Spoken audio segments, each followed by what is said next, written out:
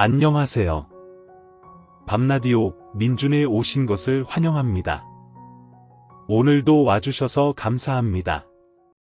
바로 사연 읽어보겠습니다. 안녕하세요. 저는 30대 후반 여자입니다. 며칠 전 버스를 타고 약속 장소로 향하고 있는데 버스 안에서 여대생 무리들이 줄지어 타는 겁니다.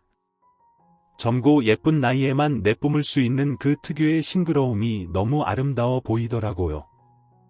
그 순간 저도 저런 순간이 있었을까 하는 생각이 들면서 괜스레 눈물이 고이는 거예요. 저도 남들처럼 미니스커트 입고 화장도 곱게 하고 캠퍼스 생활을 누려보고 싶었는데 참 애석하게도 저희 현실은 녹록지 않았어요.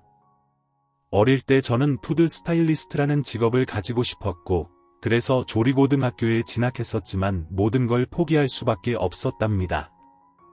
고등학교 2학년이 되던 해 아버지가 큰 사기를 당하면서 가세가 급격하게 기울었고 집안의 장녀였던 저는 학업을 이어나갈 수 없게 되었거든요. 눈앞에 꿈이 있었지만 가족의 현실을 외면할 수 없었어요. 그래서 저는 18살 인생에서 가장 아름답고도 찬란하던 시기에 학교를 중퇴할 수밖에 없었어요. 학교에서 사물함을 정리하고 교문 밖으로 나오는 그 순간의 초절한 감정이 아직도 잊히지 않네요. 제게는 아직 초등학생인 동생이 있었는데 부모님은 동생을 제게 맡기고 빚쟁이들의 눈을 피해서 각자 떨어져 살아야 했답니다. 이상가족도 이런 이상가족이 없었죠. 동생과 저는 고모네 집, 외숙모네 집 등을 전전하며 지내야 했어요. 엄마랑 아빠가 금방 너희들 데리러 올 테니 지영아 너는 동생 잘 보살펴주고 그리고 너는 언니 말 잘 들어야 해. 알겠니? 저희를 받아주신 친척 집에서는 처음엔 사정을 듣고 안쓰러워하셨지만 2달, 3달이 넘어가면서는 저희 자매를 계속 곱게 봐주시지는 않으셨어요. 나중엔 자기들 돈을 써가면서 우리를 돌봐야 한다는 것에 대한 불만과 짜증을 저에게 푸셨죠. 아유, 내가 뭐 한다고 생돈 써가면서 이렇게까지 해야 해? 그래서 지영아, 너는 내 아빠랑 연락하고 있긴 한 거야? 어디서 뭘 하길래 이렇게까지 깜깜무소식이야? 애들은 둘이나 떠맡겨 놓고 너무 서럽고 속상해서 밤마다 동생을 끌어안고 울며 잠들기 일쑤였어요. 하지만 시간이 좀 지나니 악만 남더라고요. 나중엔 제가 먼저 큰 소리치면서 집을 나갔어요. 저희 자매 누구 도움도 필요하지 않아요. 그동안 먹여주고 재워주신 것에 대해서는 정말 감사했습니다. 나중에 어른 되면 어떻게 해서든 꼭 갚을게요.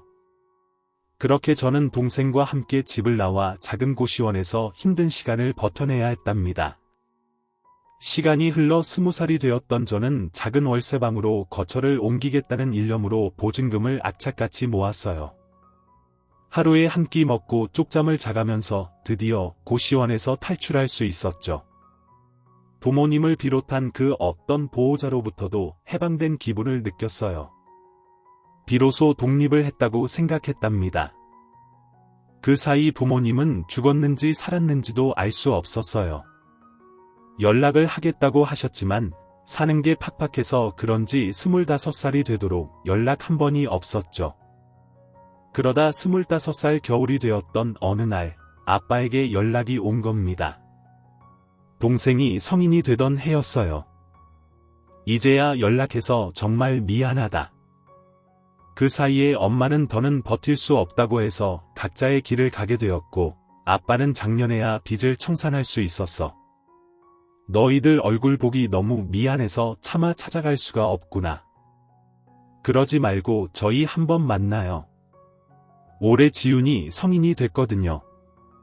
얼굴 한번 보셔야죠. 7년 만에 연락이었어요. 죽었는지 살았는지 생사 확인조차 안 되었던 아빠가 다행히도 살아는 있더라고요. 엄마는 아마도 빚쟁이한테 쫓겨다니면서 사는 삶을 버틸 수 없다고 생각했을 거예요. 짐작은 했지만 그래도 이렇게 직접 들으니 마음이 참 그렇더라고요. 저희 자매는 7년 만에 아빠와 만날 수 있었어요. 그 사이 몰라보게 수척해진 아빠는 지훈이를 보고 눈물을 뚝뚝 흘리시는데 저는 그동안 너무 많이 울었어서 그런지 눈물이 나지 않더라고요. 그 안에서 동생과 함께 굶어 죽지 않기 위해 아등바등해야 했던 시간들이 주마등처럼 스쳐 지나갔어요. 중학교밖에 나오지 못한 제가 할 수 있는 일이 많지는 않았거든요. 아빠에게 연락을 받던 그날까지 호되고 고된 생활이 이어졌답니다. 그래서 저는 남들처럼 대학 생활을 평범하게 하는 것이 늘 꿈이었어요. 누군가에게는 아무것도 아닌 일상이 저한테는 너무나도 과분하고 따라갈 수 없는 일상이었죠. 동생도 성인이 되었겠다. 저도 이제 저의 진짜 살 길을 찾아야겠다고 생각했어요. 그동안 학력 때문에 공장 말고는 일할 수 있는 곳이 없어서 공장에서만 일했는데 평생 그렇게 살고 싶지는 않았거든요. 내가 뭘 잘할 수 있을까 하고 생각하다 떠올린 게 어릴 적부터 하고 싶었던 요리였답니다. 조리고등학교를 다니기도 했었고 원래부터 요리에 관심이 많았거든요. 당장 한식, 중식, 일식 자격증을 모두 섭렵해버렸어요. 일하면서 학원을 다니는 것은 쉬운 선택이 아니었어요. 하지만 이 삶에서 벗어날 수 있는 유일한 길은 그것뿐이라는 생각으로 정말 악착같이 공부하고 또 연습해서 일구어낸 인생 최초의 결과물이었죠. 자격증을 취득하고 되는 대로 이력서를 미친 듯이 냈던 것 같아요. 번번이 학력의 벽 앞에서 무너질 수밖에 없었는데 우연히 한 한정식 집에서 저를 받아주겠다고 하는 겁니다. 저의 딱한 사정을 듣고는 마음이 쓰인다면서 함께 일해보고 싶다고 하더라고요. 정말 너무 감사했죠. 규모가 꽤나 큰 곳이었는데 하루에 12시간 근무를 해야 하는 빡빡한 업무였어요. 온종일 서서 칼질하고 막내로서 설거지도 하면서 일을 배웠답니다. 그렇지만 공장이 아닌 곳에서 내가 하고 싶은 일을 할 수 있다는 사실 하나만으로도 정말 감사하고 또 감사했어요. 제 나름대로 일에 대한 욕심이 생기면서 스스로 레시피 연구도 해보고 재료 공부도 하면서 조금이라도 발전하기 위해 노력했어요. 그런 부분을 사장님께서 좋게 봐주셔서 월급도 올려주셨어요. 그러다 우연히 회식 자리에서 홀팀 매니저님과 대화를 하게 되었어요. 평소에 서로 너무 바빠서 대화할 기회가 없었는데 어쩌다 보니 매니저님과 옆자리에 앉게 되었죠. 그런데 알고 보니 저희가 동갑이더라고요. 매니저님은 군대 전역 후 곧장 이 가게에 취업해서 경력이 쌓여 진급을 했다고 하셨어요. 회식 자리가 끝난 후에도 저희는 둘이 맥주 한 잔을 더 하면서 이런저런 이야기를 나눴어요. 어쩌다 보니 제 과거사에 대해서도 처음으로 털어놓게 되었죠. 지영씨, 항상 밝고 열심히 일해서 전혀 몰랐어요. 그런 힘든 시절을 보냈다니 정말 대단해요. 에이, 뭐려. 마음이 급하니까 다 그렇게 되더라고요. 저는 형만 둘인데 형들은 다 좋은 대학 나와서 결혼도 잘했어요. 그에 반해 저는 집에서 미운 우리 새끼 같아요. 대학도 안 나왔고 형들처럼 사무실에서 일하는 것도 아니고요. 그래도 부모님이 그렇게 키워주신 게 어디예요? 저는 18살 때부터 독립해서 혼자 알아서 해야 했거든요. 그와의 대화는 마음을 편하게 해주었어요. 서로의 삶에 대해 이해가 되는 부분들이 많았고 묘한 공감대가 있었죠. 어딘지 모르게 서로에게 끌렸던 저희는 퇴근 시간이 같아 자주 술을 한잔하면서 급격히 가까워졌어요. 또 동갑이다 보니 이야기도 잘 통했어요. 그러다 보니 자연스럽게 연인 사이로 발전했답니다. 저는 인생에서 연애를 할 수 있을 거라고 생각해 본 적이 없었는데 그 사람과의 연애는 제 스스로가 누군가에게 인정받고 사랑받을 수 있는 사람이라는 걸 알게 해주었어요. 누군가 진짜 온전하게 저의 편이 되어준 것 같아서 정말 행복했어요. 무엇보다 남자친구는 제 동생에게 정말 살갑게 잘 대해줬어요. 동생이 없는 그였기에 항상 동생이 있다면 이렇게 해주고 싶었다면서 갑작스레 여동생이 생겨서 너무 좋다고 했었죠. 동생이 오히려 저에게 결혼을 부추길 정도였어요. 언니, 요즘 오빠 같은 사람 어디서 만날 수 있겠어? 내 친구들이랑 학교 선배 언니들 연애하는 거 보면 다들 개차반이던데 오빠 같은 사람은 진짜 한 명밖에 없는 것 같아. 너 취업만 하면 나도 바로 결혼할 거야. 너 살 길 찾는 것도 보고 해야지. 저도 저였지만 동생의 앞날이 걱정되기도 했어요. 동생은 학교는 졸업했지만 아직 취업하지 못해 취업 공부를 하고 있었거든요. 저희는 그렇게 꼬박 3년의 연애를 이어갔고 회사에서도 유명한 사내 커플로 자리를 잡았어요. 그 사이 동생은 유명 대기업에 취업해서 보란듯이 직장 생활을 하고 있죠. 우리의 유년 시절은 불행하고 힘들었지만 그 이후의 삶은 우리 스스로 만들어가자는 일념으로 이루어낸 결과들이었어요. 3년이나 연애하고 동생도 이제 자리를 잡았으니 이 사람과 평생을 함께하고 싶다는 생각이 들었어요. 그 무렵 남자친구도 저와 같은 생각을 하고 있었어요. 그런데 저희에게 갑작스러운 소식이 찾아왔어요. 제가 임신한 거예요. 전혀 예상치 못해 당황스러움은 2배가 되었죠. 이런 저에게 남자친구는 말해주었어요. 우리 이제 3년이나 만났고 어차피 서로 결혼 생각하고 있었으니까 침착하게 하나씩 빨리 해결해 나가자. 불안해하지 말고 나 믿고 잘 따라와줘. 예정에 없던 일이 생겨서 너무 당황하고 불안해하는 저에게 남자친구의 그 말은 너무나도 안심되고 든든한 한마디였어요. 그리고서는 바로 승낙을 했죠. 사내 연애로 시작해서 그렇게 결혼 이야기를 하게 되었답니다. 저희 집 사정을 누구보다 잘 알고 있었던 그였기에 동생에게 가장 먼저 결혼과 임신 소식을 알렸어요. 동생은 누구보다 기뻐했답니다. 어머, 정말 나 이제 이모 되는 거야? 세상에, 요즘은 혼수 대신에 아기를 데리고 간다고 하더니 그 말이 우리 집 얘기가 됐네. 두 사람 모두 너무 축하해요. 나 때문에 결혼을 미루고 있는 것 같아서 마음이 얼마나 쓰였는데 이제야 2다리 뻗고 잘 수 있겠다. 우리 언니 잘 부탁해요. 형부, 이제 형부라고 불러야 하는 거 맞지? 언니, 내가 더 잘 부탁하지, 처제. 아직은 어색하다. 그리고 남자친구의 부모님을 비롯한 형들 내외를 만나기로 했어요.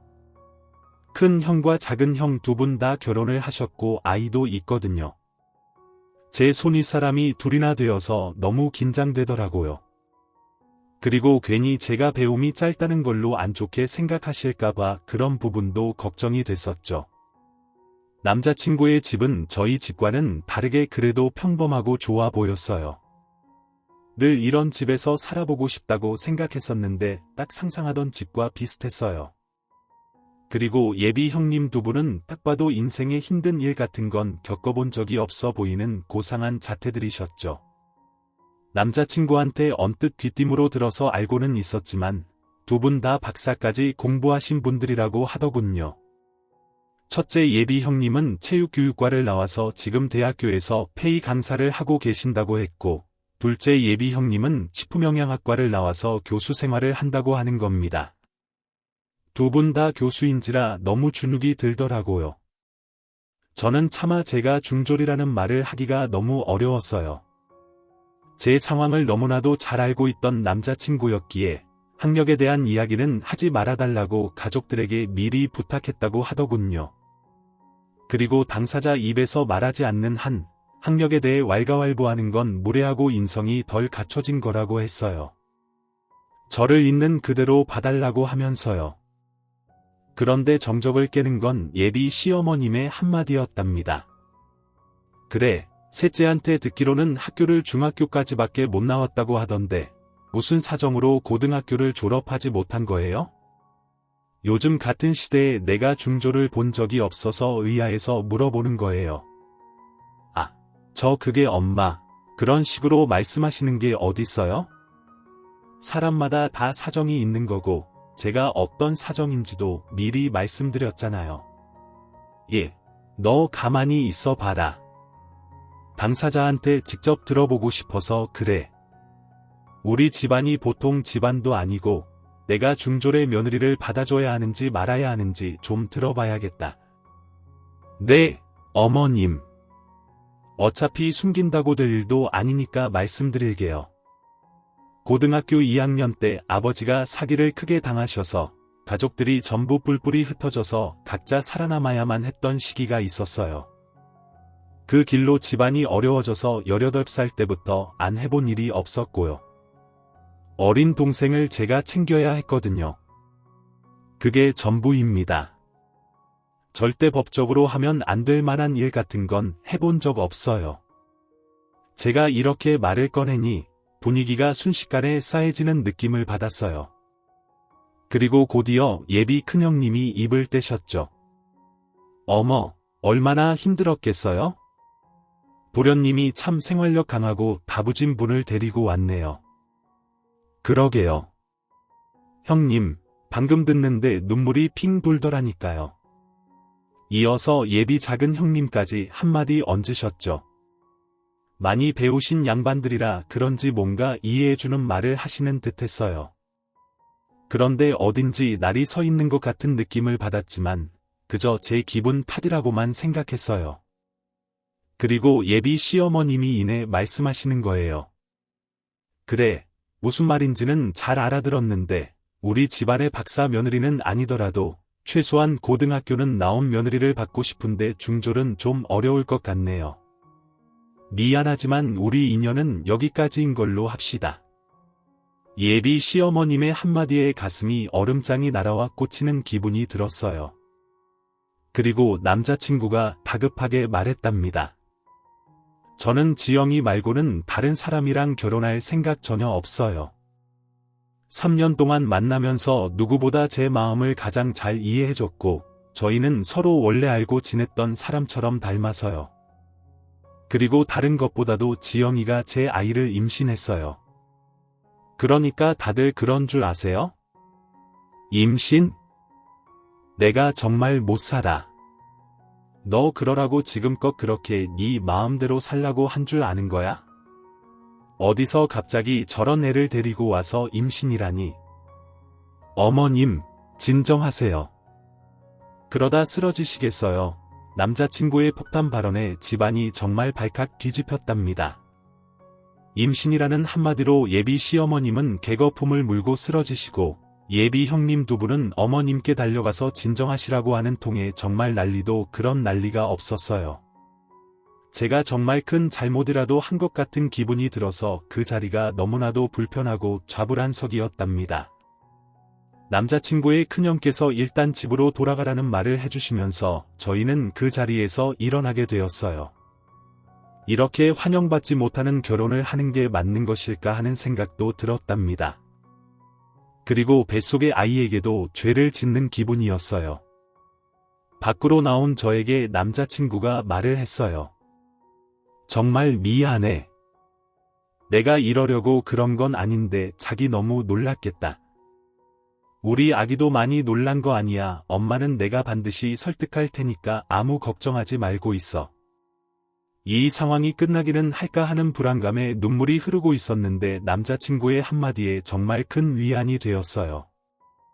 그리고 얼마 뒤 예비 시어머님은 결국 마음을 돌리게 되셨어요. 남자친구의 절절한 설득 때문이었죠. 저와 아이를 위해서 그는 모든 자존심을 내려놓고 어머님께 빌고 또 빌었다고 하더라고요. 내가 참 믿을 만한 사람을 만났구나 하는 생각이 들었어요. 그리고 저희는 결혼식 날짜를 잡게 되었답니다. 우리 집에서 지은해준다고 하시니까 그래도 집 걱정은 없겠다. 그치, 자식 이기는 부모 없다고. 결국은 이렇게 자식 편에 서주신다니까 뜻밖의 말을 하길래 솔직히 놀랐어요. 하지만 저는 살면서 누구의 도움도 받지 않고 자립을 해버릇 하는 게 익숙한 사람이기도 하고 결혼할 때 시댁에서 받는 것들은 전부 갚아야 할 것들이라고 사회생활을 하면서 주워들었거든요. 그래서 남자친구의 제안을 거절했어요. 집 너무 감사하고 좋지. 근데 우리 둘이 모은 돈이랑 대출 조금 받으면 작은 전셋집 하나는 얻을 수 있어. 우리 손 벌리지 말고 우리끼리 해결하자. 그래야 떳떳하지. 너는 자기가 원래도 멋있는 사람이라고 생각을 하긴 했지만 내가 정말 생각하는 거 이상으로 멋있는 것 같아. 그래 자기 원하는 대로 하자. 그래서 저희는 손 벌리지 않고 저희끼리 결혼의 모든 것을 준비했답니다. 멀리서 살고 계신 친정 아버지도 와주시고 조촐한 저희 하객들도 제 앞날을 축하해 주셨어요. 그렇게 시작한 결혼 생활은 행복하긴 했지만 신혼집에 들어가자마자 입덧을 시작해서 너무 힘들었어요. 입덧이라는 게 그냥 체한 거랑은 다른 느낌이더라고요. 몸 상태 때문에 더 이상 일을 할 수가 없는 상황이 되어서 그만두게 되었고 출산일을 기다리고 있었답니다. 거의 만삭이 다가오는 와중에 시아버님의 생신이 온 거예요. 생신 준비를 해야 해서 저희 며느리들은 하루 전에 미리 모여서 아버님 생신상에 올릴 음식 준비를 하기로 되어 있었어요. 그래 장은 내가 혼자 봐서 재료 준비해 둘 테니 너희들은 1시까지 우리 집으로 오면 된다. 그래서 저는 약속되어 있던 1시에 시댁교로 도착을 했어요. 이제 진짜 몸을 움직이는 게 힘든 상황이지만 그래도 결혼하고 처음 맞이하는 중요한 행사인데 저 혼자 빠질 수는 없다고 생각했기 때문이었죠. 그런데 1시가 지나도 아무도 오시지 않는 겁니다. 저는 어머님께 전화를 걸었어요. 어머님 저 집에 와서 기다리고 있는데 혹시 언제쯤 오세요? 그래 막내야 아내가 지금 여기 사모들하고 얘기가 좀 길어질 것 같아서. 그런데 네 형님들 오면 같이 먼저 좀 하고 있어라. 내가 뭐 만들지는 써서 냉장고에 붙여놨다. 그래서 저는 알겠다고 하고 끊은 뒤 작은 형님께 먼저 전화를 걸었어요. 동서 내가 지금 가고 있는데 박사 공부 같이 하던 선배한테 붙잡혀서 조금 늦을 것 같다. 어머님께 양해 구해놨으니까 형님 모시면 먼저 하고 있어. 어머님에 이어서 작은 형님도 사정이 있다면서 늦으신다더라고요. 이미 1시간이나 지난 이후라 큰형님께 전화를 걸었더니 이번엔 이러시는 겁니다. 막내 동서 내가 어머님한테 좀 늦을 것 같다고 먼저 말씀드렸는데 무슨 일로 전화했어? 오늘 다른 교수가 수업을 펑크내는 바람에 아내가 그 자리 대타로 나가게 됐거든. 먼저 준비하고 있어. 결국 정해진 시간이었던 1시에 도착한 사람은 저 하나뿐이었던 겁니다. 아무도 없다고 해서 아무것도 안 하고 손 놓고 있을 수도 없는 노릇이라. 저는 냉장고에 묻혀있던 종이를 보고 음식 준비를 하기 시작했어요. 만삭이라 앉았다 일어나는 것도 쉽지 않았는데 그래도 음식 준비를 하고 있으면 누군들 한 명은 오시겠지 하는 생각이었어요. 그리고 장장 5시간 동안 숨 한 번 돌리지 못하고 음식 준비를 했는데 그 사이에 누구 하나 코빼기도 비추지 않는 겁니다. 허리는 끊어질 듯이 아파왔고 배뭉침도 유난히 심해서 정말 우리 애가 어떻게 되는 줄 알고 무서웠다니까요. 만삭인 며느리 동서를 두고 어떻게 이럴 수가 있나 하는 생각이 들었어요. 배운 사람들이 더하다 싶었죠. 그리고 다음날 아침 일찍 아버님의 생신맞이 식사를 하러 다시 시댁에 갔답니다. 주인공인 아버님은 제가 준비한 음식들을 맛있게 드시고는 말씀하시는 거예요. 우리 큰애가 손맛이 많이 좋아졌구나. 예전보다 훨씬 맛이 있네. 아버님이 그렇게 말씀을 하시니 저는 당연히 큰형님께서 이건 전부 제가 만든 음식이라고 해줄 줄 알았어요. 근데 너무나도 황당하게 이러는 겁니다.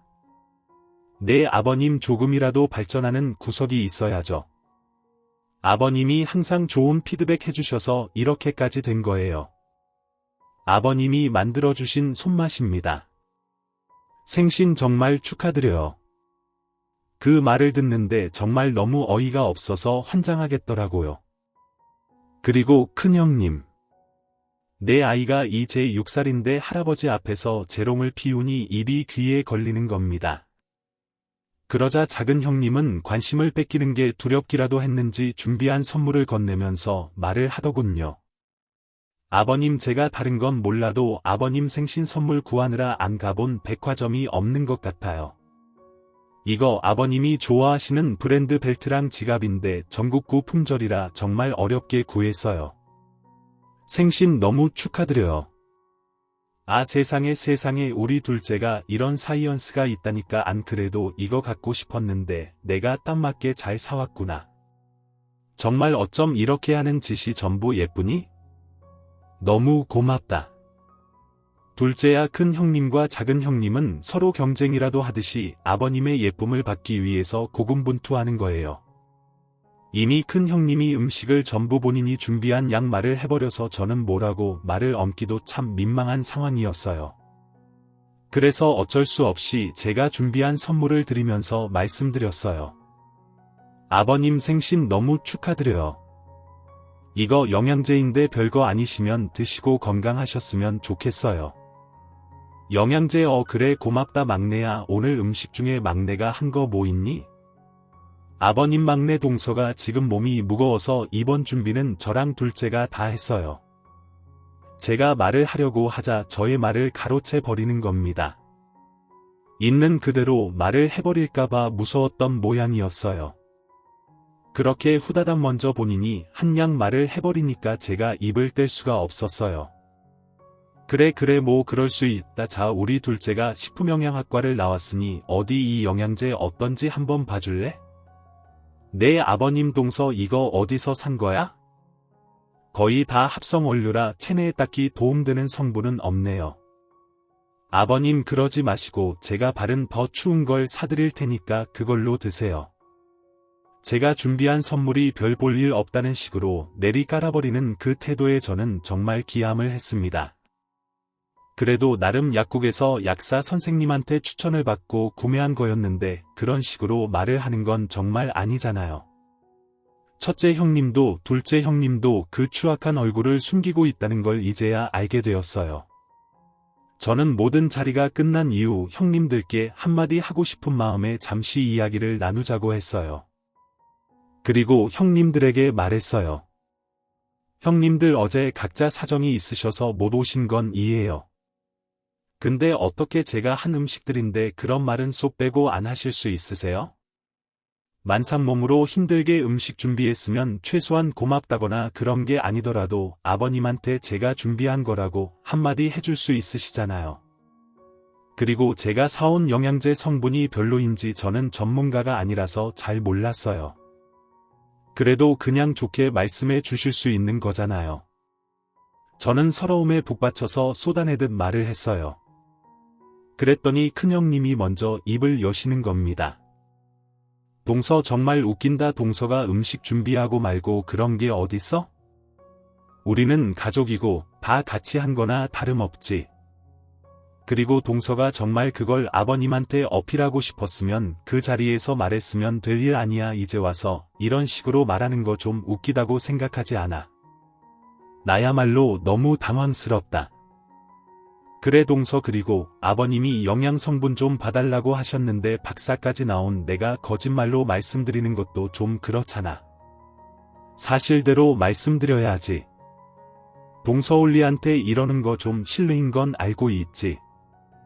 저는 너무 황당하고 어이가 없어서 머리가 터질 것 같았어요. 이게 정말 내가 잘못한 건지 싶은 생각이 들어서요. 그때 이 이야기를 듣고 계신 어머님이 한마디 거두시는 겁니다. 아이의 셋째 너 지금 네 형님들 불러다가 이게 뭐하는 짓이니 한 내가 정말 어이가 없어서 어느 누가 손이 사람들을 불러다가 이건 아니네 저건 아니네 하면서 훈수를 두니 그리고 첫째랑 둘째가 놀다가 온 것도 아니고 바빠서 그런 건데 어떻게 그걸 가지고 서럽다면서 투정을 부릴 생각을 해. 아이 너도 참 속없다. 저 어머닌 그게 아니라요. 가족끼리 이래서 어디 무서워서 같이 살겠니? 아니 왜 나한테도 어제 음식 준비 같이 안 해서 실망이라고 말해보지. 그러니 어머님 너무 노여워 마세요. 막내 동서가 아직 어려서 뭘 잘 모르나 봐요. 네 어머님 맞아요. 그리고 지금 만석이라 몸이 힘들어서 그럴 거예요. 그게 아니면 배울 시기를 놓쳐서 그런 건가? 아이고 다 됐다. 아버지 이제 곧 외출하시니까 다들 집으로 돌아가라. 아유 정신 사납다. 제가 정말 뭘 그렇게 잘못한 건지 전혀 감도 오지 않았어요. 세 명이서 저한테 그런 식으로 말을 하니 제가 진짜 잘못이라도 한 건 아닌가 하는 생각이 드는 겁니다. 집에 가서 저에게 있었던 일들을 남편에게 말하니 남편은 큰 형과 작은 형에게 이 사실을 말하면서 따진 거예요. 형 어떻게 형수는 만삭인 사람한테 그럴 수가 있는 거야. 정말 다들 너무한 거 아니야. 그렇게 말을 하고 얼마 있다가 큰형님과 작은형님한테 또 전화가 와서 난리도 그런 난리가 없었어요. 그 이후로는 제발 남편에게 직접적으로 뭐라고 하지 말라고 그랬다니까요. 정말 악몽 같은 생신이었어요. 그리고 저는 얼마 후 출산을 하게 되었어요. 장장 10시간의 산통을 겪고 아이를 낳았는데 진짜 아이를 낳느라 아프다는 걸 알고 있으면서도 이러다 죽는 건 아닐까 하는 생각을 1000번쯤 했던 것 같아요. 그렇게 저를 힘들게 하고 태어난 아이는 너무 예쁜 딸아이였답니다. 저는 딸 아이에게 연주라는 이름을 붙여주었어요. 우리 아이가 태어나고 얼마 지나지 않아서 어머님이 아이를 보러 병실에 와주셨는데 표정이 어두우신 겁니다. 아들인 줄 알고 네 시아버지가 재윤이라는 이름을 짓자고 하셨는데 딸이라고. 세상에. 아니 아버님이 실망이 크겠다. 첫째도 둘째도 다들만 잘 나오던데 엄마 그래도 지금 막 아이 낳은 사람한테 그런 말이 어딨어. 아들이건 딸이건 그게 무슨 상관이야. 요즘 같은 세상에 이건 좀 아니지. 아니긴 뭐가 아니야. 아니 아버지가 얼마나 손자를 기대하고 있었는 줄 알아. 으유 답답한 것. 어머님은 모진 말을 내뱉으시고는 훌쩍 병실을 나가버리시더라고요. 저는 너무 속상한 마음에 남편을 붙잡고 한참을 울었어요. 그렇게 긴 시간 동안 아픈 것도 너무 힘들고 외로웠는데 제가 아들을 낳지 못했다는 게 이렇게 핍박스러운 말을 들어야 할 일인지는 몰랐거든요. 그렇다고 저 혼자 계속 슬퍼할 수도 없는 노릇이고 제 딴에 정말 열심히 아이를 키워야겠다고 마음먹었어요. 아이를 위해서라도 다시 열심히 일을 해야겠다고 생각했답니다. 저는 100일간의 몸조리를 마치고 다시 원래 일하던 가게로 복귀할 수 있었어요. 사장님께서 제가 장기 근속을 하기도 했었고 워낙 저를 예쁘게 잘 봐주셔서 가능한 일이었죠. 다시 일할 수 있음에 너무 감사한 마음이었어요. 저희는 스케줄표를 짜서 근무를 하다 보니까 남편이 쉬는 날에는 아이를 보고 제가 일을 하고 쉬는 날에는 제가 아이를 볼 수 있는 것도 참 좋았답니다. 그렇게 시간이 지나서 명절을 맞이하게 되었어요. 이번에는 음식 준비를 혼자 하지 않겠다고 생각하고 있었죠. 다행히도 두 형님은 제 시간에 맞게 시댁에 도착했더라고요. 그리고 음식 준비를 하는데 저에게 큰 형님이 이러는 겁니다.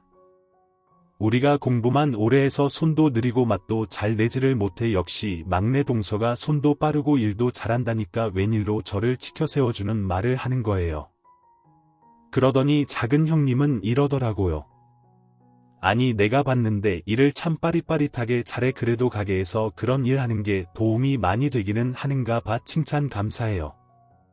근데 그런 일이지만 저한테는 배울 게 참 많고 감사한 일이거든요. 무슨 일로 저에게 그런 말을 해주는 건가 싶었는데 그냥 자기들은 쉬운 거 하고 저한테 어렵고 힘든 걸 시키기 위한 밑밥이었을 뿐인 겁니다. 거기에 어머님까지 가세를 해서 저 혼자 온갖 힘든 거는 다 하고 있었어요. 두 형님은 명절이라고 시댁에 선물을 바리바리 싸가지고 왔는데 시부모님께 한우의 전복에 온갖 화려한 것들을 싸오셨더라고요. 그러면서 작은 형님이 저에게 참치캔과 통조림이 잔뜩 들어있는 선물 세트를 인심 쓰듯 하나 주는 거예요. 큰 건 아닌데 우리 선물 들어온 거거든. 동서 하나 가져가. 우리 집엔 캔에 든 거 먹는 사람이 없어서 그러세요. 저야 감사하죠. 근데 애들 참치킨 먹이면 좋을 텐데요. 영양소도 많고요. 그런 말 하지 마. 애들 아빠 노발되면 난리 나. 우리 집은 참치캔이랑 통조림 같은 가공식품은 아예 들고 들어올 수가 없어.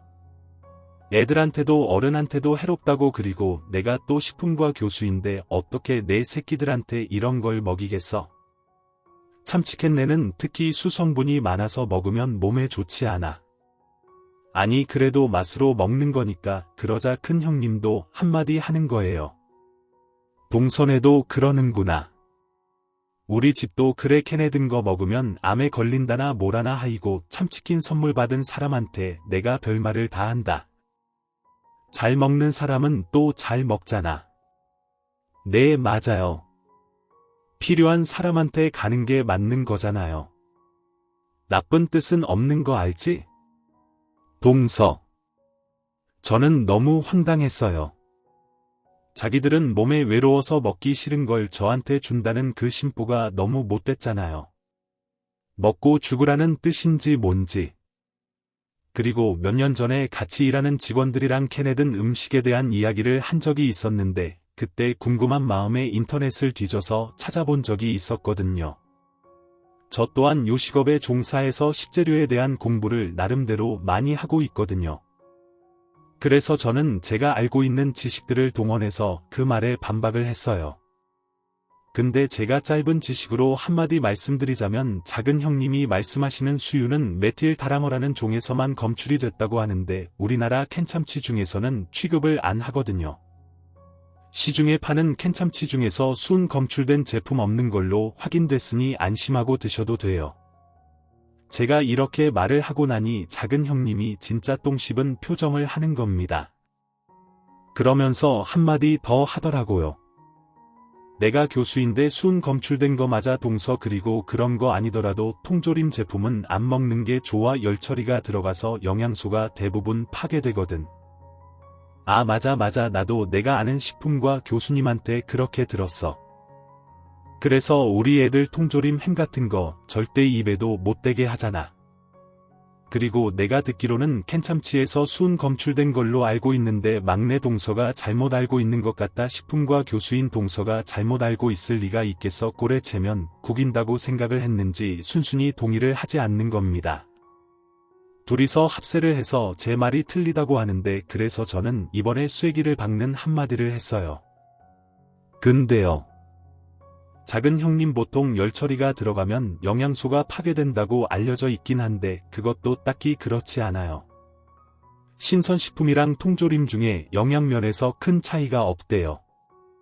다만 신선식품은 통조림이 가질 수 없는 맛이나 수분이나 식감 같은 거를 가지고 있을 뿐이고요.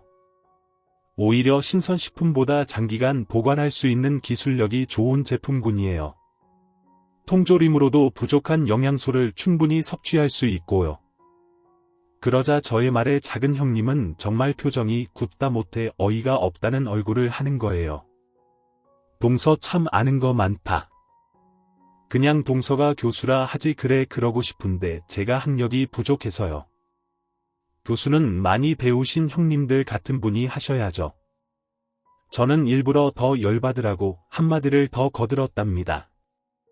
그랬더니 식탁 밑에서 어머님이 제 다리를 계속 툭툭 치는 겁니다. 그만 조용히 하라는 사인 같았어요. 그리고 결국 그 자리에서 어머님께 불려나오게 되었어요. 그리고 저에게 머리를 툭툭 치면서 이러는 겁니다. 어디 중학교도 겨우 나온 주제에 하늘 같은 형님한테 따박거리면서 반박을 해. 형님이 그렇다고 하면 아 그냥 그런 줄 알고 내내 하면 될 것을 어머님 아닌 걸 아니라고 말도 못하나요? 아 이게 정신을 못 차리고 나한테까지 말 대답을 안 해. 어디 중졸 주제에 박사 형님들 앞에서 아는 척을 해. 하는 척을 싸가지 없이 네가 뭘 안다고 까불어. 못 배워먹고 가진 것도 없는 것을 그냥 임신했다고 해서 받아줬더니 이건 뭐 아들을 낳은 것도 아니고 집안 분위기만 느리고 있어. 아주 아유 답답한 것. 어머님 정말 너무하신 거 아니에요? 제가 아닌 말을 한 것도 아니고요.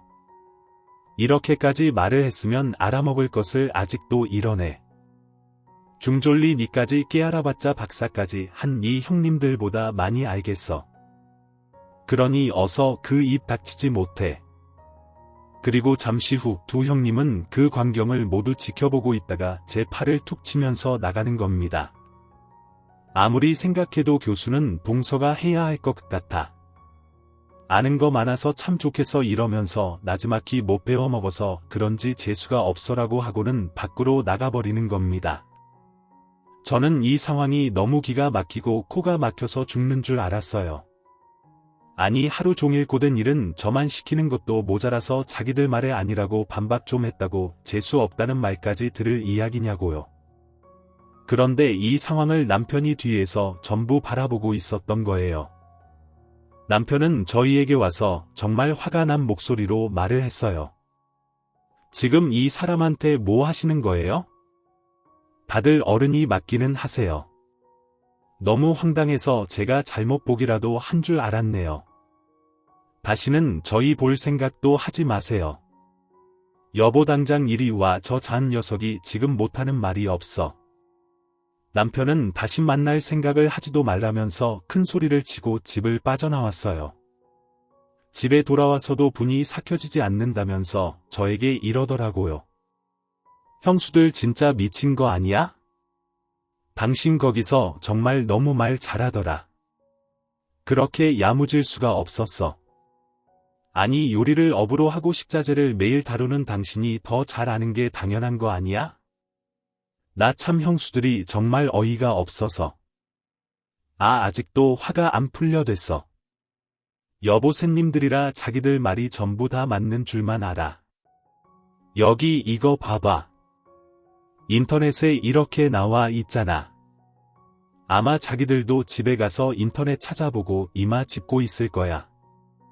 그렇게 저희는 거의 1년이 넘도록 시댁과 연을 끊고 지냈답니다. 차라리 이 꼴 저 꼴 보지 않고 남편과 우리 애기 셋이서 지내는 게 훨씬 좋았어요. 그러다가 저는 제가 일하는 가게의 사장님이 슬쩍 알려주신 목 좋은 자리를 하나 알게 되었어요. 지영이 내가 일도 잘하고 나랑도 오래 같이 있었잖아. 너도 가정이 있으니 이제 독립을 하는 게 어떨까 싶어서 그 자리 목이 괜찮은데 가격이 시세보다 한참 저렴하거든. 내가 하나 차릴까 하다가 네 생각이 나서 알려주는 거야. 정말 그 좋은 자리에 보증금이며 월세가 너무 괜찮은 가게가 나와 있더라고요. 안 그래도 남편과 우리도 이제 우리 가게를 차리자고 이야기를 하던 터여서 저희는 그 자리에 가게를 내게 되었어요. 그런데 정말 감사하게 자리 잡는데 2달이 걸리지 않았고 오픈하자마자 정말 초대박을 친 거예요. 1년 사이에 다른 동네에 2호점까지 내게 된 겁니다. 그 이후 부끄러운 실력이지만 저에게 요리를 배우고 싶다는 사람들도 생기고 또 기업에서 인수를 하고 싶다는 제안도 받았어요. 프랜차이즈화 하고 싶다는 겁니다. 그리고 다른 기업에서는 협업을 해서 밀키트 제품을 출시하고 싶다고도 했고요. 하나하나 순차적으로 일들이 진행하기 시작했어요. 일이 바빠지기 시작하니 여기저기서 인터뷰 제안도 들어오는 겁니다. 인생이 한순간에 이렇게 바뀔 수도 있구나 하는 생각이 들었어요. 그러다 우연히 제가 지역신문에 조그맣게 기사가 실린 거예요. 정말 과분하고 쑥스러운 내용이더군요. 하지만 우리 남편은 그걸 보고 얼마나 좋아하던지요. 그런데 문제는 그 이유였어요. 시댁 식구들이 그걸 보게 된 건지 어느 날 저희 가게에 어머님이 찾아오신 겁니다. 그러더니 갑자기 이해할 수 없는 행동을 하는 거예요. 제 앞에서 납작 엎드리더니 이런 말을 하더라고요. 아이고 셋째 아가 내가 너한테 정말 미안했구나. 네가 이렇게 진국이고 나중에 잘 될 줄은 내가 먼저 알고 있었는데 너한테 그동안 힘들게 했던 거는 정말 미안해. 그래서 그런데 나 좀 살려주면 안 되겠니? 제게 미안하다는 말을 하면서 살려달라는 거예요. 너무 황당하고 이게 무슨 일인가 싶어서 자초지종을 들어봤어요. 알고 보니 작년에 제가 한참 가게 일로 바쁘던 그 와중에 두 형님은 지인 교수한테 주식 사기를 당해서 큰 빚을 지게 되었다는 겁니다. 심지어 작은 형님은 큰 돈을 한 번에 벌 수 있다는 생각으로 아주버님 몰래 보증까지 써서 대출을 끌었다가 집안이 풍비박산 났다는 거예요. 정말 믿을 수 없는 근황에 깜짝 놀랐어요. 그러면서 저에게 제발 애들 좀 살려주면 안 되겠냐고 하는 겁니다. 어머님 그 잘나고 많이 배운 박사 며느리들은 어떡하시고 못 배워먹은 저한테 이러시는 거예요. 저 정말 죽기 살기로 노력해서 이 자리까지 왔어요. 제가 결혼할 때 시댁에서 이런 한 장 받아온 게 있었던가요? 신혼집도 결혼식도 전부 저희 힘으로 했잖아요. 어머님한테 더 이상 드릴 말씀 없으니까 이만 돌아가 주세요. 저는 가차없이 거절을 했어요. 그랬더니 이제는 두 형님이 저희 집으로 온 겁니다. 그 사이 마음고생이 많았는지 피폐해진 몰골을 하고 말하더군요. 동서 우리가 정말 너무 미안했어. 근데 우리 진짜 너무 급해서 그런데 동서 가게에서 일 좀 할 수 없을까? 동서가 시키는 건 뭐든 다 할게. 형님 말이 다 맞아. 동서 우리가 정말 미안했어. 지금 우리도 다 신불자가 되는 바람에 학교에서도 쫓겨나고 오갈 곳이 없어서 그래 가족 좋다는 게 뭐겠어. 우리 제발 한 번만 거둬줘라. 응 형님들 정말 저랑 장난하세요. 중졸레 배운 거 없다고 그렇게 무시하고 제가 한 것도 본인들이 한마냥 괴롭히다가 발등에 불 떨어지니까 가방끈 짧은 저한테 찾아오셨네요. 근데 저희 지금 직원들이 너무 잘해주고 있어서 형님들이 붙어 있을 자리는 전혀 없거든요. 행여 자리가 있다고 해도 손에 물 한 번 안 붙여본 형님들한테 이 안에서 시킬 만한 일은 전혀 없어요. 그런 줄 아시고 다시는 저 찾아오지 마세요. 저는 아주 강하고 모질게 안 된다고 말을 했답니다. 그 이후 가게는 더욱 성황리에 잘 되었고 밀키트도 대박의 프랜차이즈는 지금 준비 중에 있답니다. 중조를 가진 것 하나 없다고 저를 무시하던 인간들도 제가 잘되니 제 앞에서 그렇게 코가 바닥이 닿도록 기는 날이 오더라고요. 두 형님들 그 이후 아주버님들에게 이혼을 당했다고 들었어요. 그렇게나 큰 빚을 상해 한마디 없이 지게 되었으니 당연한 처사이기도 했죠. 집에서 맨몸으로 소박을 맞은 두 사람은 서로 박사학위 이야기를 하면서 어디선가 잘 지내고 있겠죠? 뭐 별로 궁금하지도 않기도 하고요. 저는 사업이 쭉쭉 잘 풀리면서 정말 오랜만에 친정아빠께 연락을 드렸어요. 미안해하지 마시고 저한테 오시라는 말을 했답니다. 아빠께 근처에 집을 하나 얻어드리고 지금은 2호점을 도맡아서 운영하고 계세요. 아빠는 제게 네가 내 은인이고 귀인이라면서 늘 고맙다고 하십니다. 돈 때문에 뿔뿔이 흩어졌던 우리 가족도 결국 돈으로 다시 만날 수 있게 되었어요. 어려서는 정말 내 인생이 왜 이렇게 풀리지 않는 걸까 하면서 비관을 하던 날도 많았는데 결국 길고 짧은 것은 대봐야 아는 것이 인생인가 봅니다. 지금 현재 풀리지 않는 순간을 살아가는 분이 계시다면 그래도 조금만 참고 버티면서 행복한 날을 그려보시길 바랄게요. 지금까지 커피 앤톡이었습니다. 오늘도 끝까지 함께해 주셔서 감사하고요. 저는 다음 영상으로 또 찾아뵙겠습니다.